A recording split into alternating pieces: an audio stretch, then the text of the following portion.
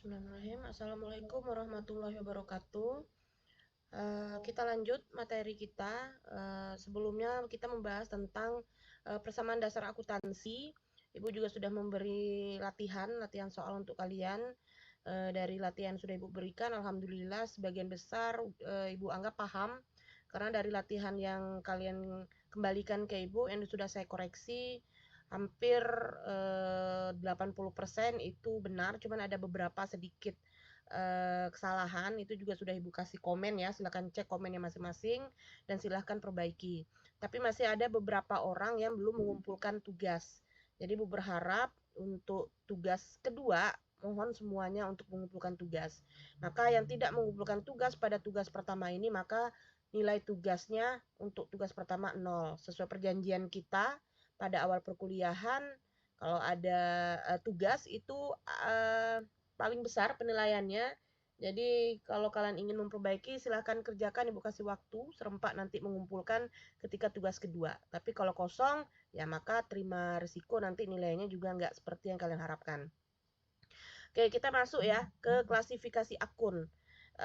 Kita udah sebelumnya udah menjelaskan, Ibu sudah menjelaskan sedikit tentang apa namanya, tentang ada kas, ada peralatan, perlengkapan. Nah, sekarang kita mengklasifikasi itu berdasarkan sebelumnya kita lihat dulu di poin C ini halaman 13. Klasifikasi akun itu ada dua, ada yang namanya akun real dan ada akun nominal. Nah, akun real ini disebut juga dengan akun tetap. Apa maksudnya akun tetap di sini? Akun real di sini ini dicatatnya pada neraca, ya, pada neraca termasuk akun harta, akun kewajiban, dan akun modal. Nah, nanti akan saya jelaskan, setelah ini Ibu akan menjelaskan terkait dengan jenis-jenis laporan keuangan. Nah, neraca ini adalah salah satu laporan keuangan, yang mana di neraca ini terdiri dari akun aset atau harta, ada akun liabilitas atau kewajiban, dan akun modal atau ekuitas. Nah, kalau nominal ini sifatnya sementara. Ya, akun yang sifatnya sementara dan dia didapat di dalam laporan laba rugi. Ya, laba rugi. Jadi apa maksudnya di sini bahwa akun real itu sifatnya tetap dan akun nominal itu sementara. Jadi di neraca itu ya, maka dikatakan akunnya akun tetap karena kas apa namanya, aset, liabilitas, ekuitas itu sepanjang perusahaan itu berjalan itu akan selalu muncul, ya akan selalu muncul. Nggak mungkin dong kita ngejalanin perusahaan tapi kita nggak punya aset, gimana kita mau menjalankan usaha tersebut. Lalu liabilitas, hutang. Nah, kita ada beberapa perusahaan untuk menambah modal, ya itu melakukan sistem pinjam, sistem kreditur. Nah, kreditur itulah ketika kita meminjam, meminta dana, asupan dana melalui kreditur itu disebut kewajiban. Ekuitas tentu itu modal yang kita punya. Gimana Bu usaha mau berjalan kalau modal kita nggak ada? Makanya sifatnya di sini tetap sepanjang perusahaan itu berjalan, maka akan muncul yang namanya akun real. Lalu akun nominal, kenapa di sini bahasanya sementara? Nah, akun nominal ini isinya di dalamnya, kontennya itu adalah pendapatan dan beban. Maka di dalam laporan laba rugi, karena letaknya laporan laba rugi tadi ya, akun nominal, kita akan mengetahui perusahaan tersebut dalam keadaan laba, lagi untung, atau dalam keadaan rugi. Maka setiap periode itu akan berubah terus. Ya, nanti akan mempengaruhi laporan-laporan yang lain. Nah, makanya itu disebut sifatnya sementara, tergantung periode yang telah ditentukan oleh perusahaan. Nah, itu klasifikasi akun. Jadi, tergolong menjadi dua kelompok. Yang pertama akun real, yang kedua ada akun nominal. Oke, kita masuk ke klasifikasi akunnya lagi. Ya, jadi ada 5 ya. Ada harta atau bisa sering juga disebut dengan aktiva atau juga disebut dengan aset.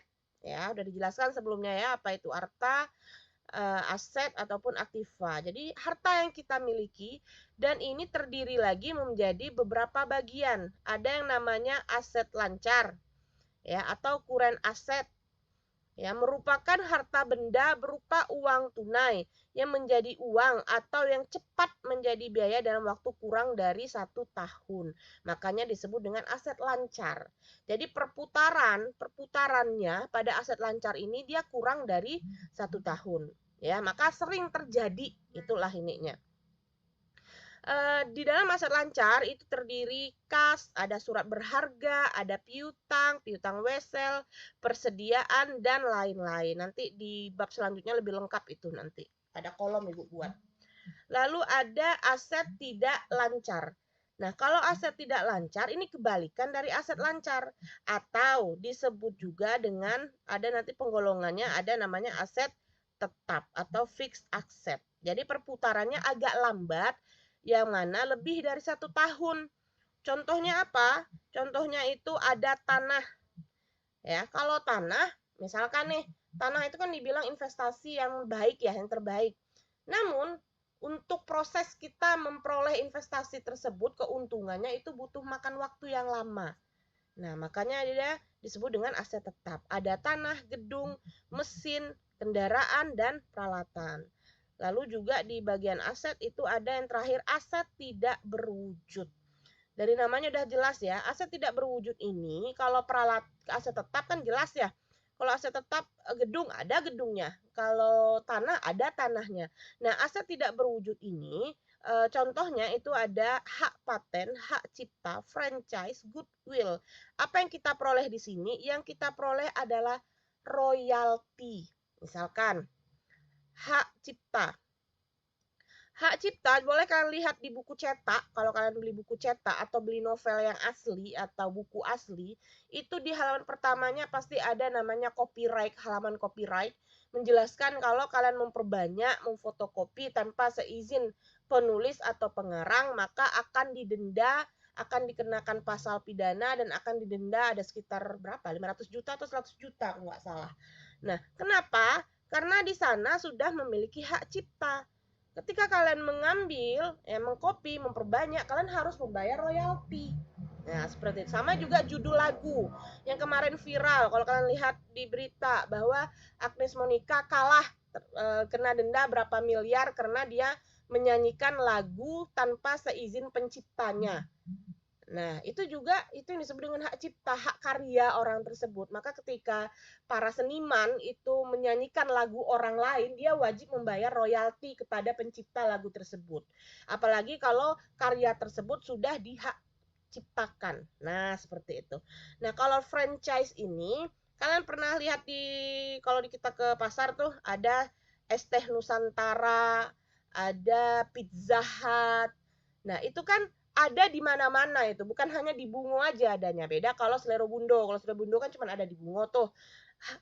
Teh Nusantara, Pizza Hut, KFC, apalagi Janji Jiwa, itu ada tersebar di seluruh Indonesia. Nah, apakah orang yang punyanya orang yang sama yang ada di seluruh Indonesia? Enggak.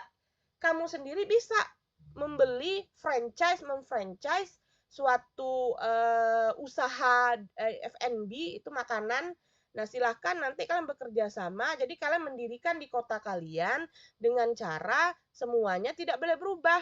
Bahannya harus sama, semuanya harus sama, dan itu di stok dari pusat. Itu disebut dengan franchise. Ya, lalu ada goodwill. Goodwill ini adalah image baik, nama baik perusahaan. Kenapa perusahaan harus membeli nama baik, harus dikenal memiliki nama yang baik? Karena terkait dengan investor. Investor ketika pengen berinvestasi, orang ketika ingin menanam saham, tentu dia harus mengetahui, harus tahu perusahaan tersebut dalam keadaan baik atau enggak. Kalau di dalam keadaan yang hampir mau violate, ya ngapain kalian menanam modal di sana atau menginvestasikan di sana. Maka perlu perusahaan tersebut memiliki namanya goodwill. Jadi dari harta tidak berwujud ini, wujudnya enggak ada, tapi royaltinya ngalir. Nah, itu disebut dengan aset tidak berwujud.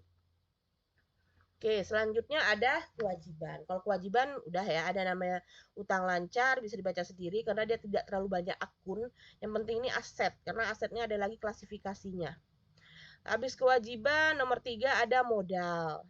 Nomor 4 ada pendapatan ya, dan yang terakhir ada beban atau biaya. Jadi klasifikasi akun itu ada 5 yang harus kalian hafal ya. Yang pertama itu ada aset, yang kedua liabilitas, yang ketiga ekuitas, yang keempat pendapatan, dan yang terakhir ada beban atau biaya.